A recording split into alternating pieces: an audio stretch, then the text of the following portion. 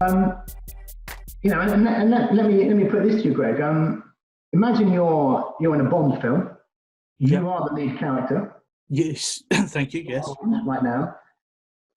Less good news. You are being held up over a tank of water that's infested with sharks. Just yesterday, actually. Just yesterday, I had this. It's that moment in the film, and you're hooked up to all these wires, and these wires will detect any negative thoughts, and they will detect any signs of anxiety. And the deal is, the first sign of anxiety or negative thoughts, you get dunked in the water. How long do you think you'd last? Yeah, the sharks and me might have a little tussle. Even a Buddhist monk who's meditated all his life is going to be in that water with you within seconds. The idea that in that scenario you can control your thoughts and blank out all anxiety and not have a negative thought is utterly ridiculous. That stuff is coming at you thick and fast. So the idea that we can control and block anxiety, that's not happening. And as research shows, the more we try and block anxiety, it comes back, and it comes back with vigor. This is my experience. That is whack-a-mole. Going to play whack-a-mole? Yeah, I was doing that yesterday as well. Sharks and whack-a-mole was my day yesterday. I was playing whack-a-mole yesterday. So that's a kid's game, and the idea is that a mole pops up from a hole, and you whack it, and then another one comes up from another hole, and you whack it. And that is my experience with negative thoughts and traditional psychology. Imagine you're on the 14th, you're 3 under, you've been here before playing well, admittedly it was a while ago, and you completely screwed it up. There's out of bounds down the left, and you're standing on the tee, and guess what? A negative thought pops up. Not surprisingly, don't hit it left. So all the books would tell me, well, first of all, notice it. That's a good start. But then I've got to block it, I've got to push it aside, I've got to change that negative thought into something positive. And then with that positive thought and intention, get my body language right and get back in the shot. Okay, I've done that. Somehow I've managed to do that. Let's say that's even possible, okay, which is doubtful. Let's say I've done that. I'm back over the ball. Oh my goodness, don't hit it right either. Where's that come from? Whack-a-mole, whack-a-mole. There's all these thoughts coming up. And then, okay, I'll deal with that one. And then my old friend, don't shank it. Oh my goodness, I knew that was coming. I can't play golf and deal with trying to control all these negative thoughts and put these blocks and barriers and change them. Because while I'm doing that, there's a game of golf going on that demands my attention. So, the point there is, do you really want your attention on your own thoughts and feelings and trying to control thoughts and feelings, or do you want your attention on the task? Do you want to actually be focused on the game you're playing, or be focused inwardly on yourself and how you should be thinking?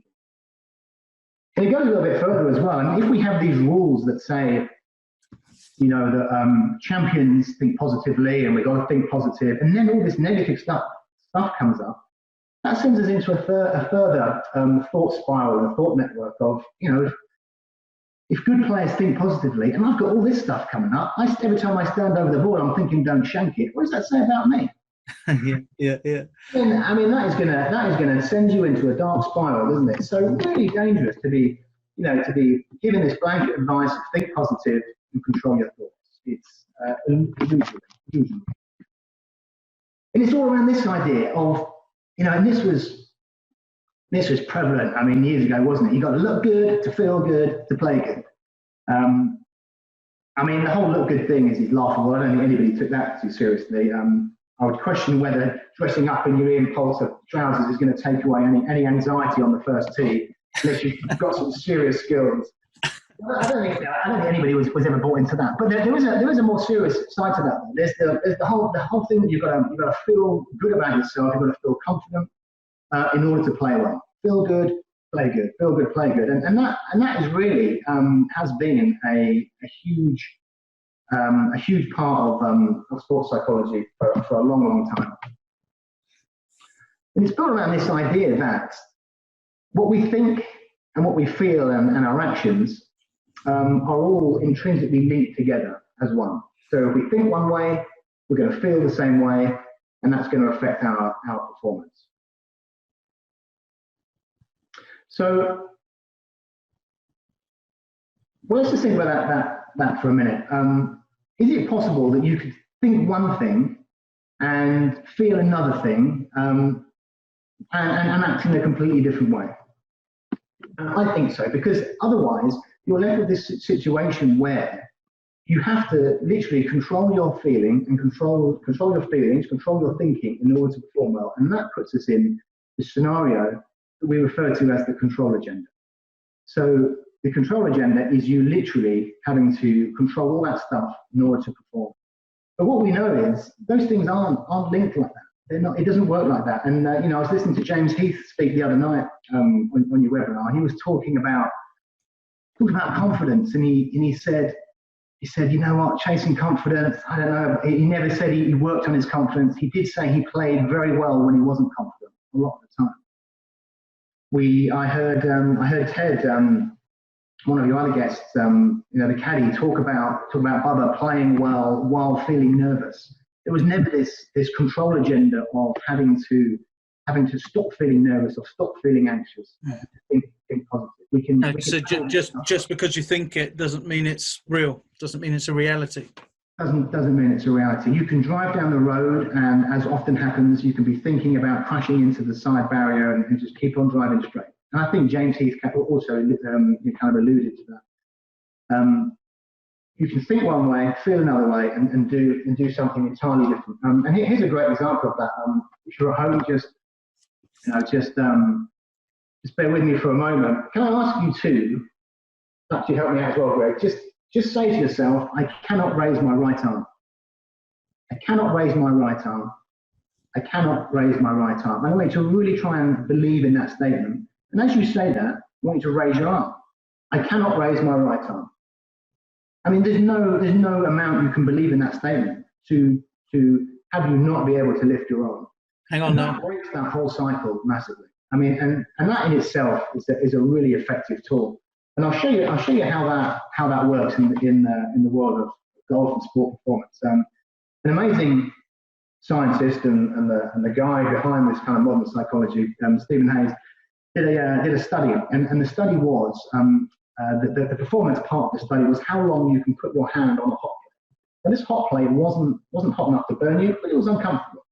So people would put their hand on the hot plate, and they were testing how long they could do that. The test group, everybody in the sample were given something to read before they did it as they walked around the room, and then they put their hand on the plate. The test group were given a passage to read.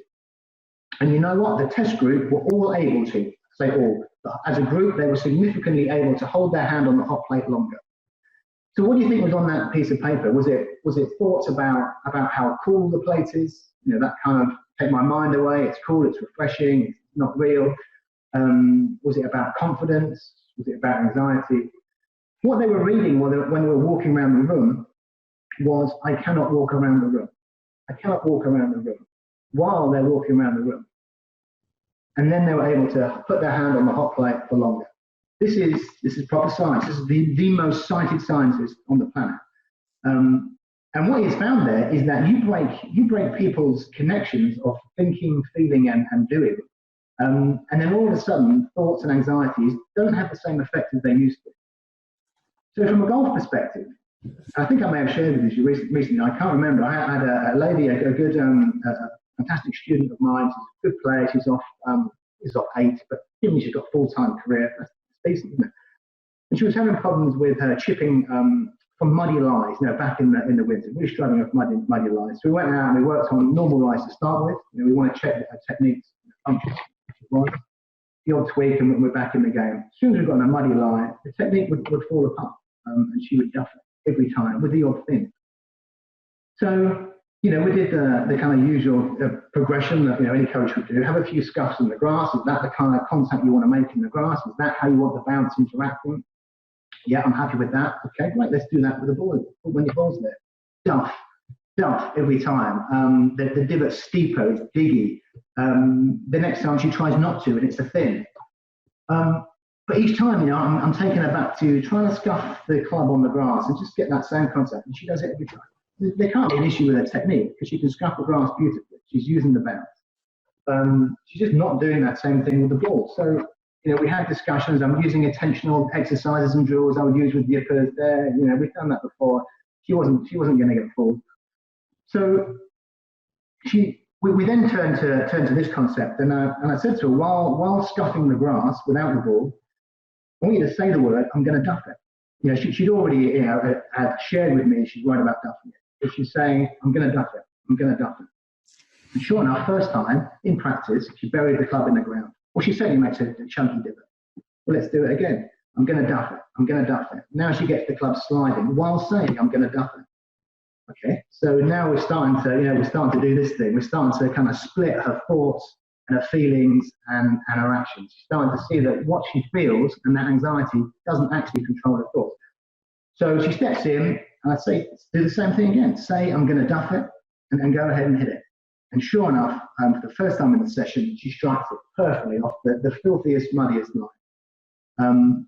And of course, the lady's a perfectionist. She's not going to be fooled. She does it again and again and again and again. And the same thing. She's now striking it beautifully with that process off a muddy line.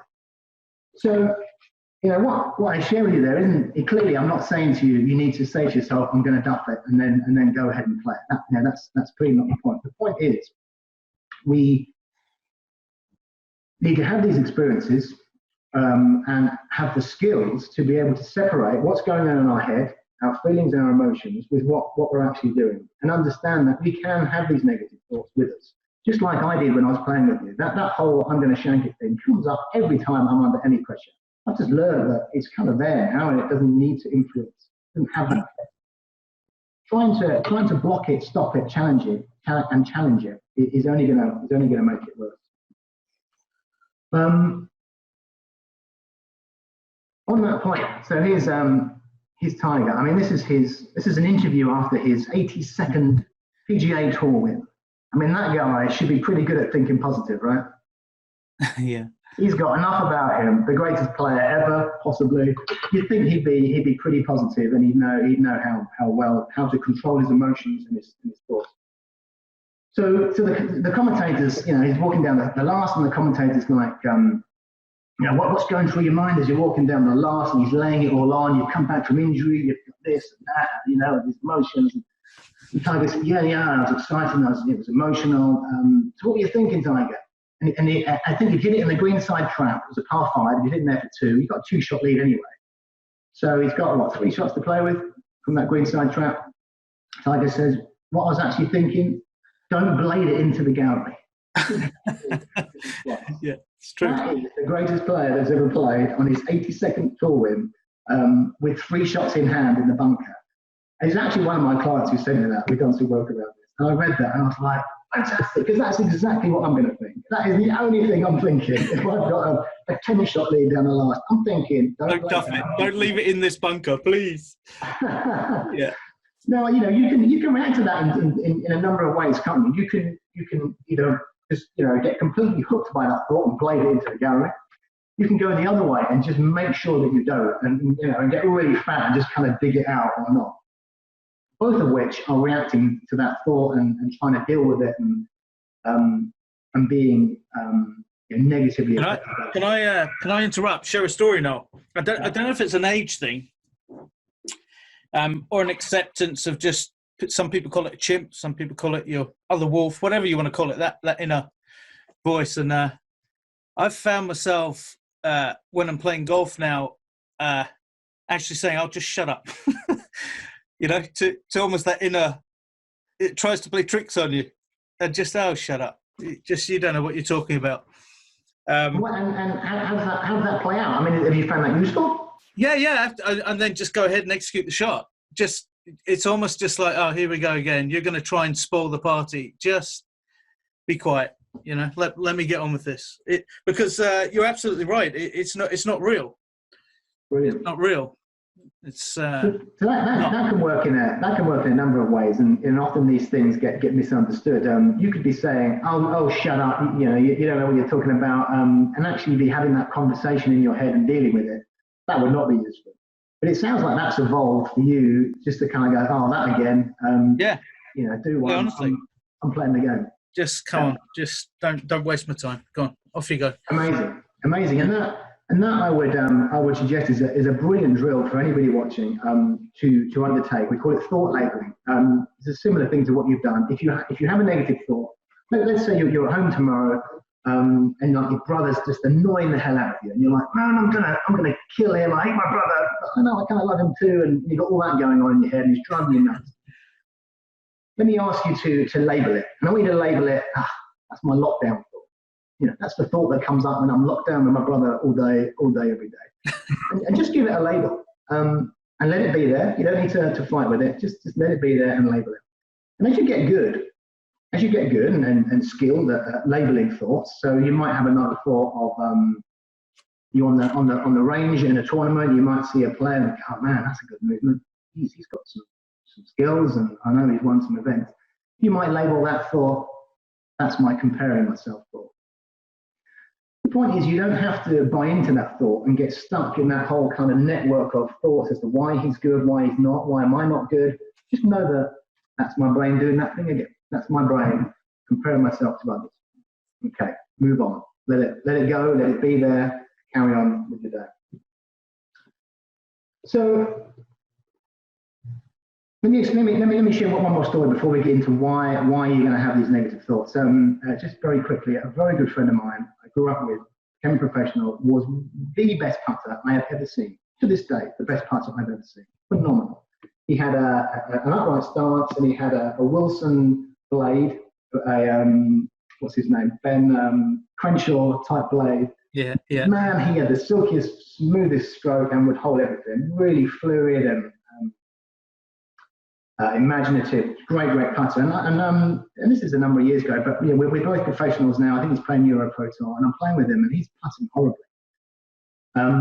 And after about 9 holes, I'm like, man, what is with you? He's like leaving things 3 foot fast, 4 foot long, missing short ones. The stroke is now steery and long and guidey. This isn't the guy that I remembered. And he said, no, I mean, he knew that I was in that kind of sports psychology world, and he said, I stand over the ball, and I kid you not, I don't know why, I kid you not, he said, when I stand over the ball, the thought that comes into my mind is don't duff it. I'm like, what? I mean, in my mind, he's like the greatest putter I've ever seen. This guy's a genius. Don't duff it. Now, I did my best at the time. I thought I'll change that thought. I said, have you ever duffed it? So what? No, of course I haven't. I've never duffed it. I don't know why that thought comes up. Not helpful to be challenging that thought. I mean, there are reasons those thoughts come up, which I'll share with you in a minute. But without knowing that, it will really affect you. So he had the distraction of don't duff it, and he's trying his hard not to duff it, even though he's never done it. I mean, who buries their club in the ground on the putting? He also, without going too much into him, because I haven't spoken to him about this, his father was a world champion sportsman. So he's like, hold up, I know you should be thinking positively, and I'm thinking don't duff it on the putting green. What does that say about me and my mental toughness? And he's got all this going on. That thought didn't affect him for that putt, that round. That would have been with him for 6 months, and would have affected his putting. And if only I'd have known what I know now, I'm confident we could have dealt with that right there on the course, and over the next week that would have eased away, and he'd have gotten around it. Knowing what we know about how these negative thoughts come up. So why do we have all this stuff? Why does such a gifted player have this negative thought of don't duff it? Well, that ape-like character on the left there is Lucy. Lucy is the name that scientists have given her. She was the first hominid, like human-like character to be found in terms of remains and bones. A couple of 100,000 years old at least, I think. And the point with Lucy, she is one of our ancestors, and she lived in a very harsh environment. As you can see, Lucy isn't a particularly scary character. If you think about the kind of animals that were around her, saber-toothed tigers, woolly mammoths, all kind of wild animals that would want for breakfast, lunch, or dinner. Yet Lucy survived when others didn't. But when we look at Lucy, she's not especially fast. I mean, I've never been on safari, but I love a David Attenborough program. Even a hippo runs at 35, 40 miles an hour when it gets going. These lumbering creatures, she's probably one of the slowest at 12 miles an hour. Her teeth aren't particularly dangerous. Her eyes, compared to the other animals, were pathetic. Her skin, her hide doesn't offer much protection. So why then does Lucy outlast all the others and become our ancestors? Well, the way that scientists see it, two factors: opposable thumbs for obviously manipulating tools, etc.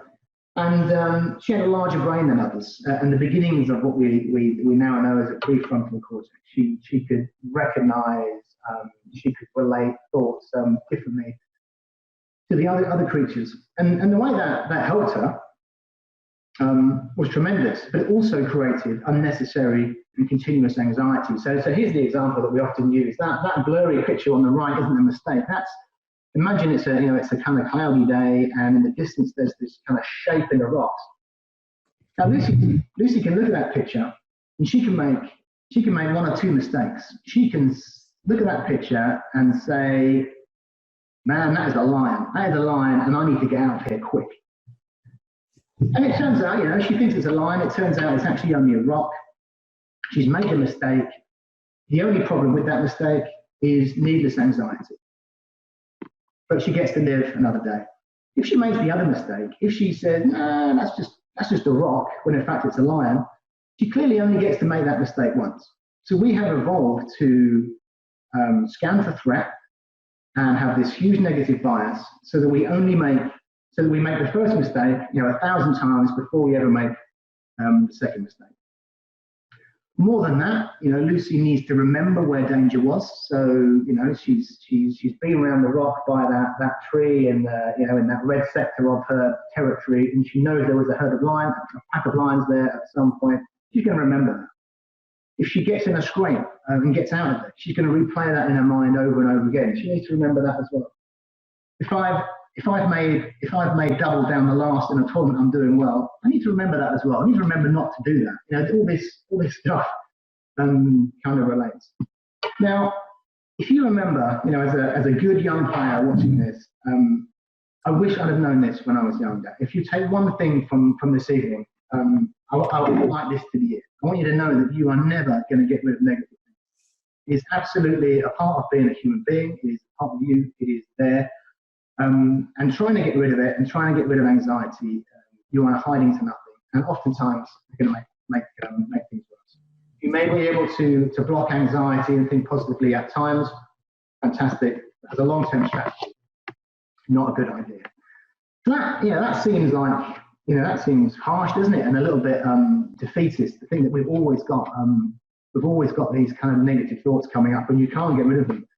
But you know what? When I was playing, I had all these swing thoughts. I went to a coach, and he took a look at me after two swings. This was Luther Blacklock. Do you know Luther Blacklock? Yes, sir. Yeah, of course. Yeah. So the coach, he said, "No, man, you couldn't be this bad if you tried." That's what he said to me. You know what? And I thought, I wasn't upset. I was like, "God, man, you get it. I feel the same. How did I get this bad? I know I'm better than this." I think that's how he meant it. He also called me rigor mortis russo. I had so many swing thoughts.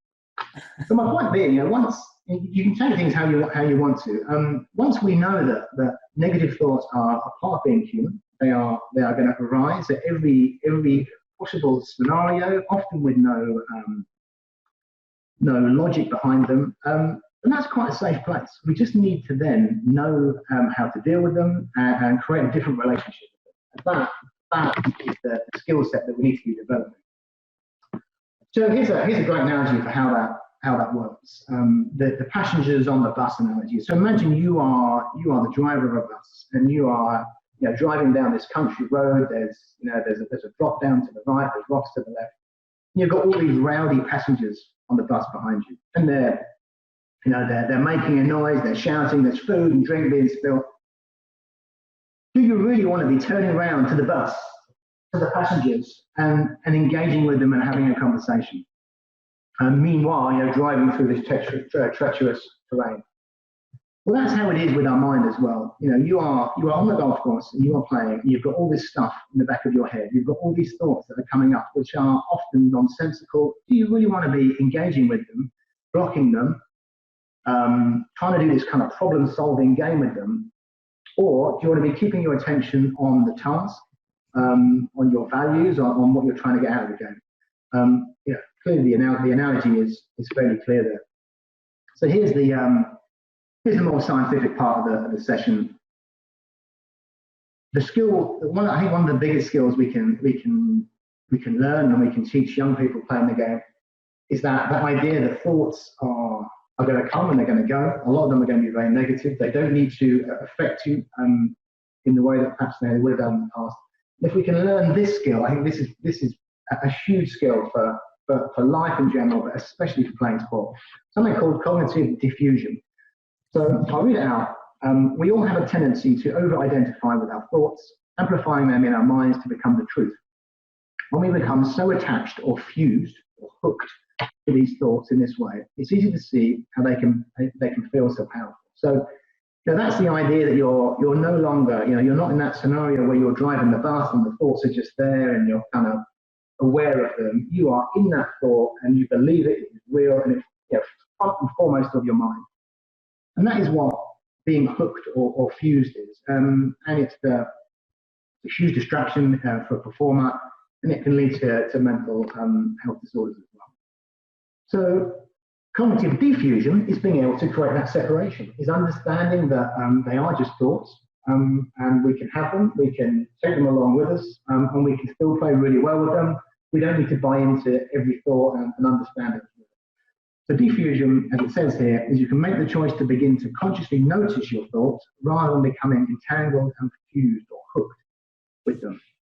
And at that point, their power over you is a self-imposed illusion. So, I'm a realist. This is not a magic trick. This is not like just a thing. God, I wish I'd have known that. I'm now, master and commander of my world. This is an ongoing skill in the same way, you work on every part of your game. But just like the long game, you need to have the right kind of swing coach. You need to have the right concept to be working on. That's going to take you in the desired direction. If you're working on blocking negative thoughts and trying to challenge them, I don't know if that's going to get you there. This route, however, I can see massive bonuses with this. So in this model, we're saying it's not really the content of your thoughts. It's not so much what you think that's going to have a massive impact on them. It's how much you attach to it, how you react to your thoughts, and how useful they are to you right now. So we're not saying you need to distance yourself from all your thoughts. Just notice your thoughts. Is it useful to me? No. It's harmful to me? Okay, fine. Just detach from it, notice it, welcome it, let it go. If it's useful, great, go with it. We need to be flexible. So that brings us back to the books, back to everything I knew as sports psychology that I didn't like. We know about swing thoughts, and we know about controlling our thoughts and emotions is debatable as well. And there was a study here by Gardner and Moore, huge academic psychologists, and in 2004 they looked at some of these things. They looked at what is called a PST. I put up there. Psychological skills training. So the idea of self-talk, visualization, arousal levels, controlling your emotions. And they found there was absolutely no evidence of that stuff ever having worked in the literature. So this was a meta-study. It looked at all the studies in sports science. Now, that doesn't mean none of it works. It doesn't mean it's never worked. It just means that the evidence in psychology, was not strong. So these guys then, well, what do we know does work? What do we know has huge scientific backing? Well, we know that acceptance commitment therapy has huge backing, which is the kind of concept I'm talking you through now, and mindfulness has huge empirical findings. And they created something called mindfulness, acceptance, and commitment. It's this whole model and kind of six-week procedure to go through to learn these skills of how you understand and interact with the world in your mind. And that's the whole premise really, is that it's not the presence or absence of negative thoughts. It's not your mood, your emotion, your anxiety that predicts performance. It's the degree to which you can accept these experiences as normal, as part of being human, and remain attentionally and behaviorally engaged in the task.